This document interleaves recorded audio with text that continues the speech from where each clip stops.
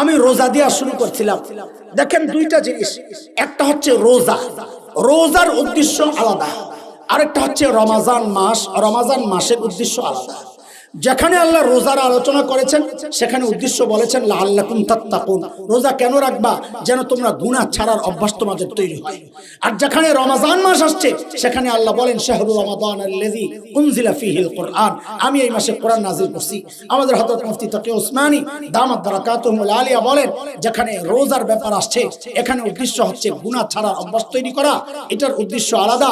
যেখানে মাসের ব্যাপার আসছে সেখানে বুঝাইছেন আল্লাহ তাআলা এই মাসটা কিন্তু ইবাদতের মাস। মাসটা কি? কারণ বাংলা বছর শুরু হয় কোন মাস দিয়া? হ্যাঁ, ইংরেজি, আরবি মুহররম। মুহররম হচ্ছে অফিসিয়াল কাজ কারবার করার জন্য মাস। ইবাদতের মাস শুরু হয় রমজান থেকে। কেন? এটা দুইটা জিনিস বুঝাইলে বুঝে যাবে। কোরআন নাযিল হয়েছে কোন মাসে? তো রমজান থেকেই তো আমাদের বিধান চলে আসছে, ইবাদত শুরু। আরেকটা উদ্দেশ্য হলো হযরত উসামা ইবনে যায়েদ রাদিয়াল্লাহু আনহুমা, নবী আলাইহিস সালাম শাবানে খুব রোজা রাখতেন। তো জিজ্ঞেস করছেন আপনি শাবানে এত রোজা রাখেন, অন্য সময় তো দেখতে দেখি না। তো নবী বলেছেন, অনেক কথা বলেছেন, আমাদের এটাও বলেছেন, শাবান মাসে সারা বছরের আমল আল্লাহর কাছে পেশ করা হয়। আমিও চাই আমার আমল পেশ করা হোক যে আমি রোজাদার। কি বোঝা গেল? সারা বছর আমল পেশ করা হয় বছর শেষ দিকে। আরে বলেন না, তাহলে শাবান যদি বছরের শেষ মাস হয় তো রোজা শাবানের পরের মাস রমজান কি হবে? শুরুর মাস হবে। তো আল্লাহ তাআলা শুরুর মাস ইবাদত শুরু করার জন্য, উৎসাহিত করার জন্য একটা দোকান ওপেন করলে অফার দেয়, 50% অফার। আল্লাহ কয় তোর বছর শুরু করবি, যা আমি অফার দিয়া দিলাম। বলে কি অফার? নবী বলেন মান আদ্দা ফীহি ফরিদাতান কানা কামান আদ্দা 70 ফরিদাতান ফীমা সিওয়া। এই মাসে ফরজ আদায় করবে একটা, আল্লাহ কয় আমি লিখে দেব 70টা। আদায় করবি নফল, আমি উঠায়া দিব ফরজ। যা। কেন? ওই ওপেন করছে, তো ওপেন করছে, এখন একটু অফার টফার দিবে। বান্দার সারা বছরের ঘাটতি পোষায় নেওয়ার জন্য আল্লাহ একটা সুবর্ণ সুযোগ দিয়েছেন। এটা হচ্ছে মাসের উদ্দেশ্য, রোজার উদ্দেশ্য গুনাহ ছাড়বো। এই জন্য বলেন আমাদের দুই কর্মসূচি। শেষ কথা, প্রতিজ্ঞা করেন একটা মাস এমন কাটাবো যে গুনাহ করবো না। ঠিক আছে ইনশাআল্লাহ। দ্বিতীয় কর্মসূচি, এই মাসকে ইবাদতের মাস বানাবো ইনশাআল্লাহ। ইয়া আইয়ুহাল্লাযীনা আমানু কুতিবা আলাইকুমুস সিয়াম কামা কুতিবা আলাল্লাযীনা মিন ক্বাবলিকুম লাআল্লাকুম তাত্তাকুন। আল্লাহ কি বলছেন? বান্দা আমি তোমার উপর রোজা ফরজ করেছি, কেন? যেন তুমি মুত্তাকি হয়ে যাও, যেন তোমার গুনাহ ছাড়ার অভ্যাস তৈরি হয়। মনোযোগ আছে আপনাদের?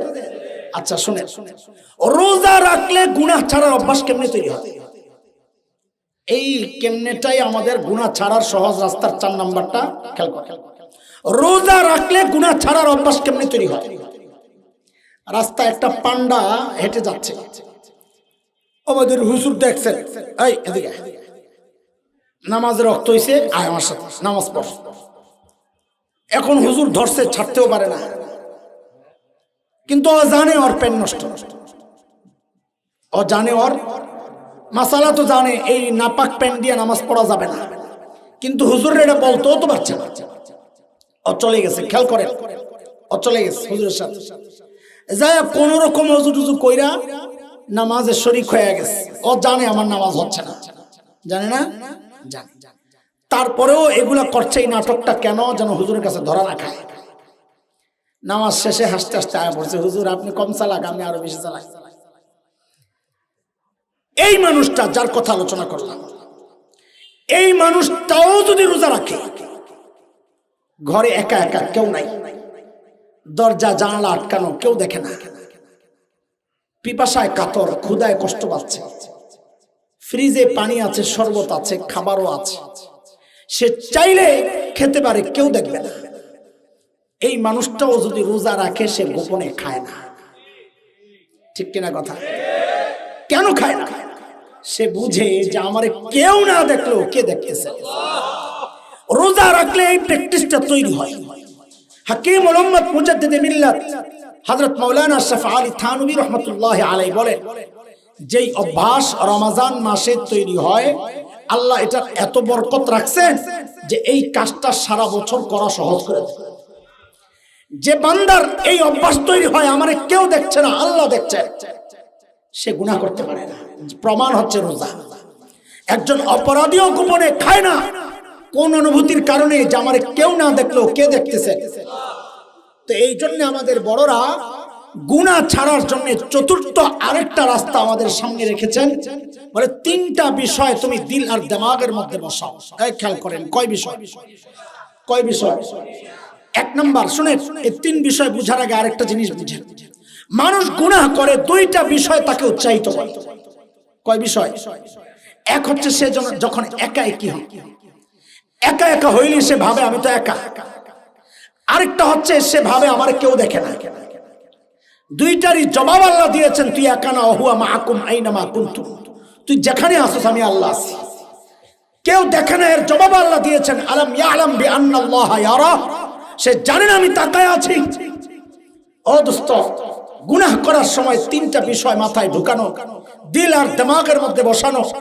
এক নাম্বার, বলেন আমার সাথে, আমাকে আমার মালিক দেখতেছে।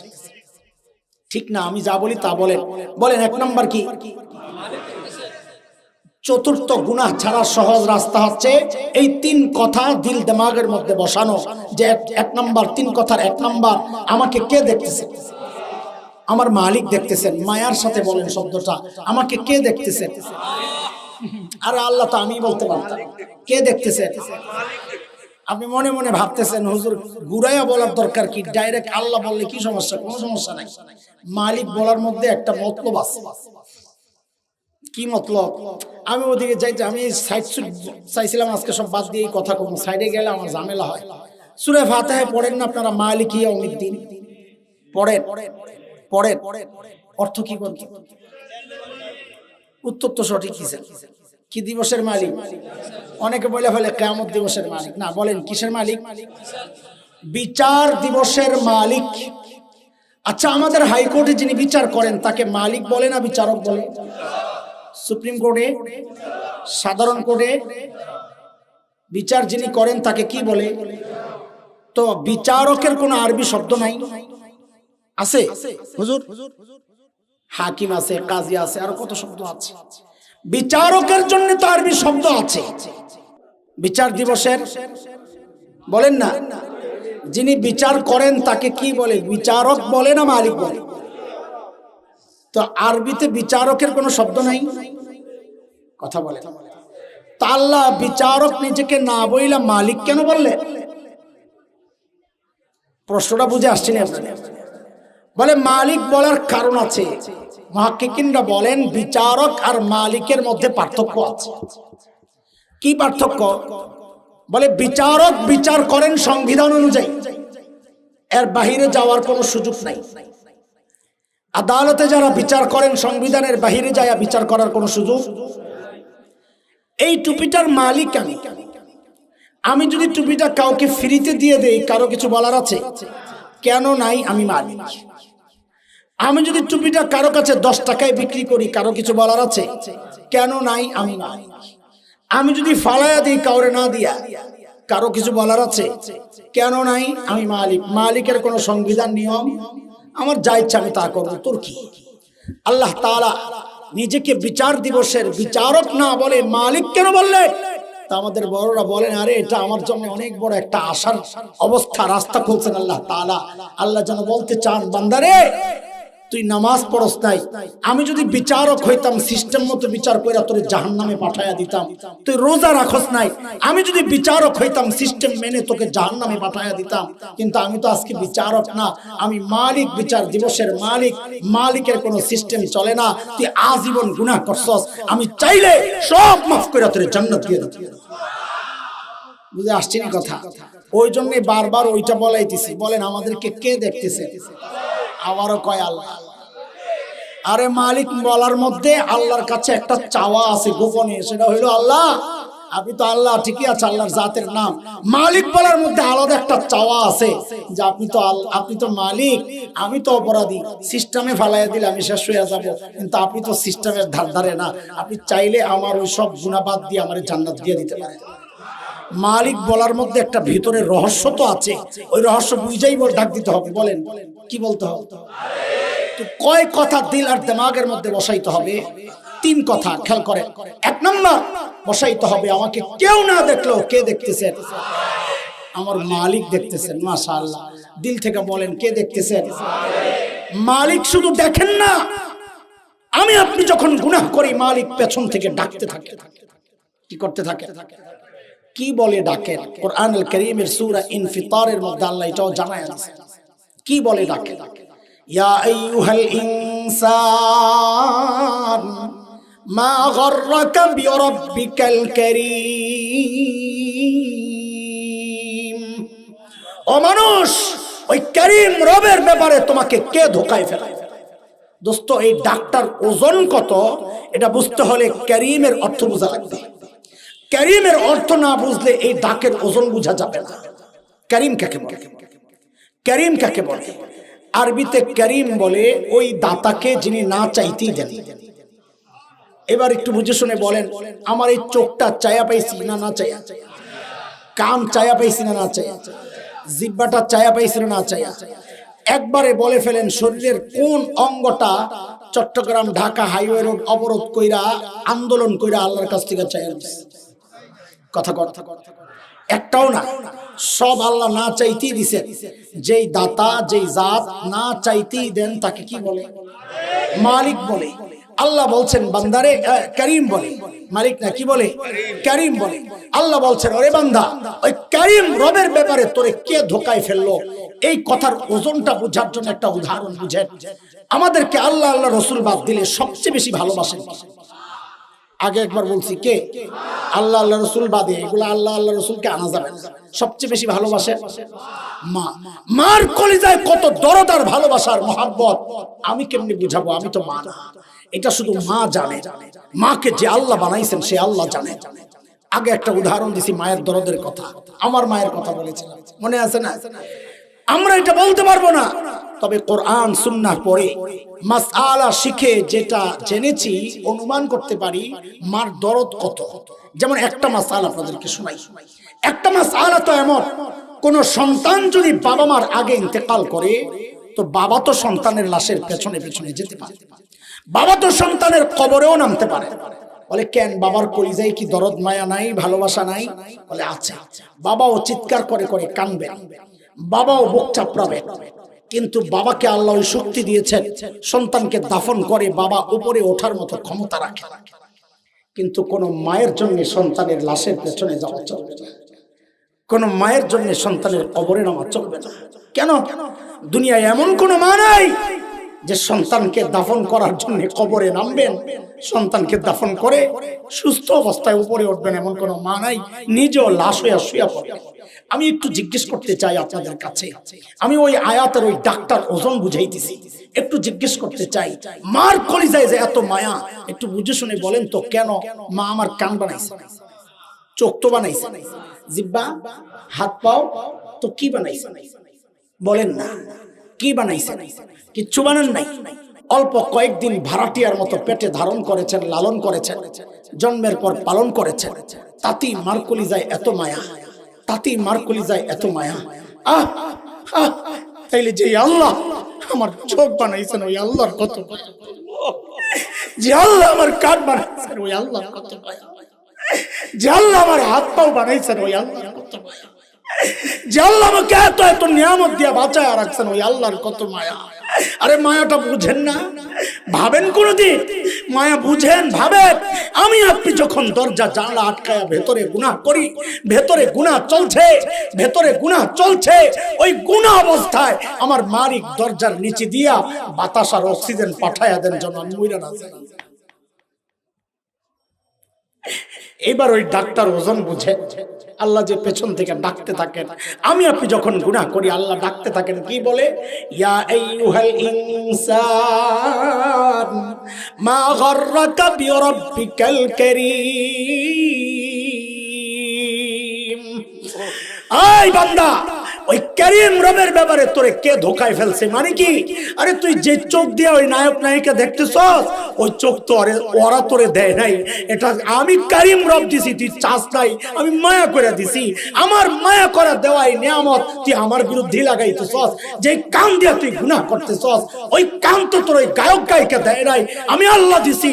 যে জবানে তুই আমার নাফরমানির কথা বলস, ওই জবান তোর নেতা নেত্রী দেয় নাই, আমি আল্লাহ দিছি। আরে যে হাত দিয়ে আমার বিরুদ্ধে লেখস, ওই হাত তোর নেতা দেয় নাই, তোর সরকার দেয় নাই, তোর অফিস দেয় নাই, তোর নেতা দেয় নাই, তোর মালিক দেয় নাই, ওই হাত তো আমি আল্লাহ দিছি। আমার দেওয়া অঙ্গ দিয়া তুই আমার বিরুদ্ধেই লেখছস, আমার বিরুদ্ধেই বলছস, আমার বিরুদ্ধে কথা শুনছস, আমার বিরুদ্ধে আমি যা নিষেধ করেছি তা দেখছস। কেন রে বান্দা, কি পাইয়া তুই আমারই ভুলে গেলি? কি পাইয়া তুই আমারই ভুলে গেলি? বলে আল্লাহ কারীম তো ওই সত্তাকে বলে যিনি না চাইতে দেন, আপনি আমারে কি কি দিছেন? তা আল্লাহ যেন জবাব দিচ্ছেন, আরে জালিম, তোর চেহারার দিকে তাকায়া দেখ, তোর কি দিস। সব জায়গায় তাকানোর দরকার নাই, তুই খালি তোর চেহারার দিকে তাকায়া দেখ। আল্লাযী খালাকাকা ফাসাওয়াকা ফাআদালাক ফি আই সূরাতিন মা শাআ রাক্কাবাক। তোর মতো সুন্দর করে আমি কাউরে বানাই নাই। আর দেখ দেখ তোর চোখের মধ্যে কি সুন্দর ঝাড়ু লাগায় দিস। ময়লা পরে আমি ভেতর থেকে পানি বের করে ঝাড়ু দিয়ে পরিষ্কার করে দিই। আর তুই যখন ঘুমায় যাস, তোর চোখগুলো অনিরাপদ হয়ে যায়, আমি আল্লাহ নিজ দায়িত্ব উপর দিয়ে একটা শাটার লাগাইয়া দেই, ওগুলোরে নিরাপদ বানাইয়া দেই। আর ওই চোখ দিয়ে তুই ঘুম থেকে উঠাই আমার বিরুদ্ধে কেন করস এটা? আল্লাহ ডাকতে থাকেন। দোস্ত, তিনটা জিনিস দিলার দিমাগের মধ্যে বসান। এক নাম্বার, আমারে কে দেখতেছে? আলাম ইয়ালাম বিআন্নাল্লাহা ইয়ারা। ও জানেন আমি তাকায় আছি। কি তাকায় আছেন? অমনোযোগিতার সাথে, হ্যাঁ, অবহেলার সাথে, দেখছি দেখি না এরকম না। না, নবীকে আল্লাহ ডেকে বলছেন ওয়াসবির লিহুকমি রাব্বিক ফাইন্নাকা বিআয়ুনিনা। আর আমি সরাসরি তাকায় আছি। ইন্না রাব্বাকা বিল মিরসাদ। আমি উৎপাইত আছি, যে কোনো মুহূর্তে খাপ করে ধরতে পারি। তাকায় আছি মানে কি মনে করছিস? দোস্ত, এক নাম্বার, আমাকে কে দেখতেছেন? আমার মালিক দেখতেছেন। দুই নাম্বার, তিনি কি করতেছেন? পেছন থেকে ডাকতেছেন। তিন নাম্বার, ফেরেশতারা লিখতেছেন। ফেরেশতারা কয় কথা বলেন? কয় কথা? ইবাদতের মাস মানে কি? একটা উদাহরণ শোনায় শেষ করি। ছোটবেলায় আমরা লেখাপড়া করছি, খেলাধুলাও করছি, খেলছি। আপনারা খেলেন নাই? আমি দায়িত্ব নিয়ে নিলাম, এখন সবাই চুপ আমার খাটো করার জন্য। কোন খেলছেন কিনা? তা আমি লেখাপড়াও করছি, খেলছি। এখনকার বাচ্চারা লেখাপড়াও করে, খেলাধুলাও করে। আমাদের সাথে ওদের পার্থক্য কোন জায়গায়? আমাদের বাবা মা আমাদেরকে নিয়ে টেনশন করে নাই, আমরা আমাদের সন্তানকে এত টেনশন কেন করি? কারণ হচ্ছে আমাদের মধ্যে ওদের মধ্যে একটু পার্থক্য আছে। পার্থক্য কি? আমরা করছি লেখাপড়া, আমি আমার জামাতে বরাবর সবসময় ফার্স্ট হয়েছি। ফরিদাব আপনাদের কাছে আছে, আসমানের উপরের কথা কইতেছি না, জমিনের নিচের কথা কইতেছি না। এখনো ওস্তাদরা আছেন, মাদ্রাসাও আছে, রেজাল্টও আছে। আমি আমার জামাতে বরাবর ফার্স্ট হয়েছি, খেলাধুলাও করছি। পার্থক্য কি? আমরা লেখাপড়া করছি, ফাঁকে ফাঁকে খেলাধুলা করছি। আর এখনকার বাচ্চারা চায় খেলাধুলা করবে, ফাঁকে ফাঁকে পড়বে। ঠিক সাহাবায়ে কেরামের সাথে আমাদের পার্থক্যটা এটাই। সাহাবায়ে কেরাম দুনিয়ার কাজও করছেন, আখিরাতের কাজও করছেন। আমরাও দুনিয়ার কাজ করি, আখিরাতের কাজও করি। পার্থক্য কি? সাহাবায়ে কেরাম করেছেন আখিরাতের কাজ, ফাঁকে ফাঁকে করছেন দুনিয়ার কাজ। আমরা করি দুনিয়ার কাজ, ফাঁকে ফাঁকে করি আখিরাতের কাজ। এই একটা মাস কেমন বানাই যে না না আমি করব আখিরাতের কাজ, ফাঁকে ফাঁকে করব দুনিয়ার কাজ। ঠিক আছে ইনশাআল্লাহ? এর জন্য একটা কাজ করতে হবে, পারবেন না ইনশাআল্লাহ? দেখি কেমন পারেন। তাবলীগের কয় কাজ? কয়? 6 কাজ, 5 কাম। ওই কাম কইলে বুঝবেন কয় কাম। এইবার শুদ্ধ হইছে। তাবলীগের কয় কাম? কয় কাম? আমাদেরও 5 কাম আছে। আমাদের মানে আমাদের মতো যারা, আপনাদের কথা বলতেছি না, আমার মতো হুজুর যারা আছে, আমাদেরও 5 কাম আছে। কয় কাম? তাবলীগ ওয়ালারা তো 5 কাম করে, আর আমি ওই 5 কাম ছাড়তেই রোজার মধ্যে। কয় কাম? ফেসবুক, ইউটিউব, টেলিভিশন, পত্রিকা, গল্প গুজব। কয় কাম হইল? আর আমগো কয় কাম বলেন? ফেসবুক, ইউটিউব, টেলিভিশন, পেপার, পত্রিকা, গল্প গুজব। কয় কাম হইল? আহা, কয় কাম?